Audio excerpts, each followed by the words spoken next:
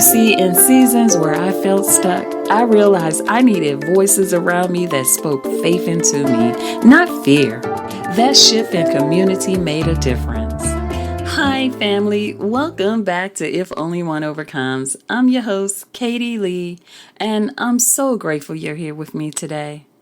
Over these past few weeks, we've been walking through what it looks like to overcome, whether it's financial trauma, learning to celebrate your wins, or simply finding strength in God's timing. Today, we're turning our eyes towards tomorrow. This episode is all about preparing for a brighter future, because no matter what your past has looked like, no matter what your present feels like, you are not stuck here. And God has more for you, and your future can shine brighter than your yesterday. We have to start by envisioning a hopeful future and creating a vision for tomorrow. A brighter future begins with a clear vision. It's about imagining a life you want to live and believing that change is possible. Reflect on what a brighter future might look like. Improved relationships, personal growth, healing from trauma, financial stability, spiritual growth, or achieving a long-held dream. You see, there's power in hope. Hope is fuel. It sustains us when circumstances tempt us to give up. Let's take a look at two biblical insights.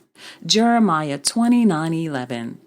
For I know the plans I have for you, plans to prosper you and not to harm you, plans to give you hope and a future. Romans 15:13. May the God of hope fill you with all joy and peace as you trust in Him, so that you may overflow with hope. Overcomers, there was a moment in my own journey where everything felt uncertain, like the pieces of my life didn't make sense. But then I caught a glimpse of something more. It wasn't a complete picture yet, but it was enough. A whisper from God reminded me that my story wasn't over. So let's take a look at 4 practical steps to creating lasting change. 1. Set clear, achievable goals. Don't try to change everything at once. Start small and specific.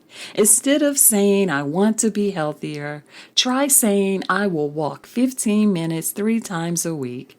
Ask yourself, if my future self could thank me for one step I take today, what would it be? 2. Develop an action plan. Break your vision into today's steps and tomorrow's steps. For example, today, research a class. Tomorrow, register for the class.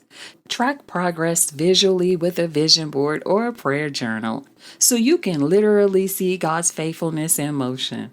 Remember, transformation doesn't happen overnight. It happens over time through obedience and consistency. 3. Build a supportive environment. Evaluate your circle. Who is cheering for you? Who is draining you? Seek out community, whether it's a Bible study, a mastermind group, or simply one friend who speaks life into you. You see, in seasons where I felt stuck, I realized I needed voices around me that spoke faith into me, not fear. That shift in community made a difference. 4. Embrace flexibility and resilience. Understand setbacks don't mean failure. They mean you're in progress. So shift your perspectives. When something doesn't work, ask God, what are you teaching me here? Instead of saying, why me? Because sometimes the very door that closed was God protecting you from what wasn't aligned with your future. Detours aren't dead ends. They're a divine direction. When your plan changes, it just may be God setting you up for something better. Well, overcomers, we are at the end. This week, I challenge you to write down one vision for your future, no matter how big or small. Then take one step, just one towards that vision. Maybe it's making a phone call, setting aside time to pray, signing up for a class, or writing in your journal. Every step counts, and God honors your faith in action. Overcomers, You don't have to have it all figured out. You don't need to have every detail written down. You just need to believe that your tomorrow can be better than your yesterday and trust that God holds your future in His hands. Now ask yourself, what does my brighter future look like? And what am I willing to do today to move closer to it? Next week, we'll continue this journey with a conversation on looking back and moving forward. How reflecting on where you've been can give you the momentum to step boldly into what's next. You don't want to miss it. Now, if this episode encouraged you today, please share it with someone who might need to hear this reminder too.